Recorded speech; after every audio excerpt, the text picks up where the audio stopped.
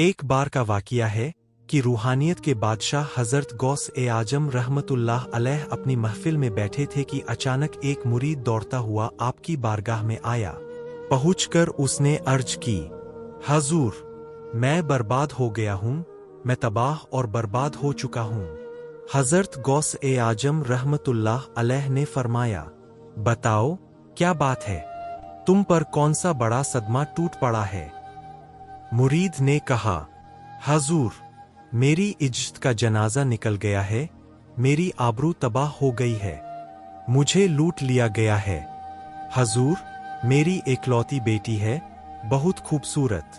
मैंने अपनी बेटी को घर में रखकर तालीम दी, उसे कभी भी बगैर इजाजत घर के बाहर किसी काम पर नहीं भेजा।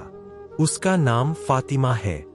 मेरी बेटी मेरी इजाजत के बिना घर से बाहर नहीं जाती, लेकिन जब मेरी बेटी छत पर गई तो वो वहीं से सही हालत में वापस नहीं आई। मेरी इमारत की छतें इतनी ऊंची है कि वो दीवार फांद कर भी नहीं जा सकती थी। फिर भी मैंने सब्र किया और अपने आसपास वालों से, रिश्तेदारों में भी उसका पता करवाया, मगर कहीं भी मेरी बेटी का नामो निशान नहीं मिला। हजूर, मुझे मेरी बेटी जिंदा चाहिए और इज्जत के साथ चाहिए। हज़रत गौस-ए-आज़म रहमतुल्लाह अलैह ने फरमाया, ठहरो। फिर आपने आंखें बंद कर लीं और कुछ देर के लिए गौर-व-फिक्र में बैठ गए।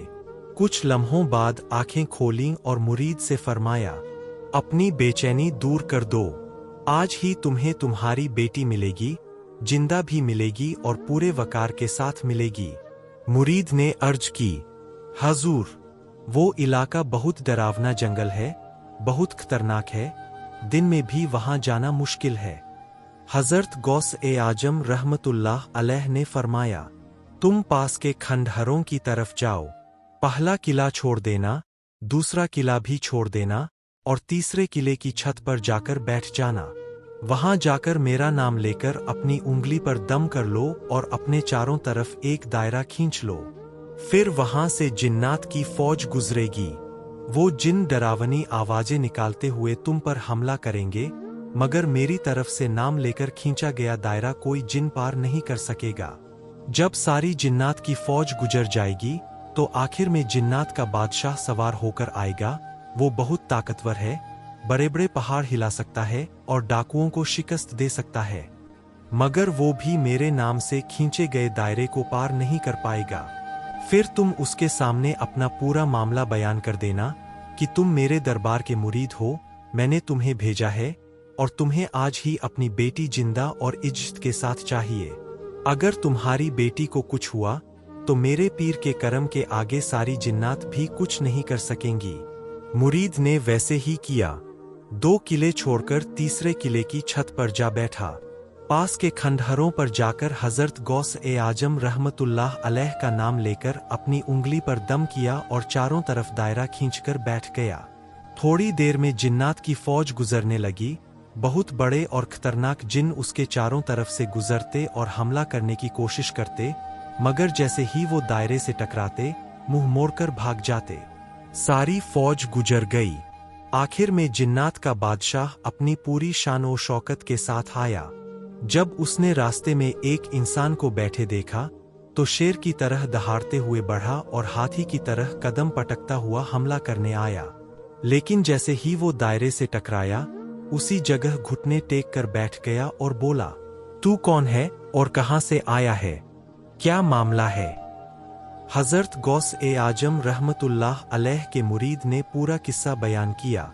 ए बादशाह जिन्नात, मैं हज़रत गौस-ए-आज़म रहमतुल्लाह अलैह का मुरीद हूँ। मेरी बेटी छत पर गई थी और वहां से गायब हो गई। जिसने उसे उठाया है वो ही ले गया है। मुझे आज ही अपनी बेटी जिंदा चाहिए और पूरी इज्जत के साथ चाहिए।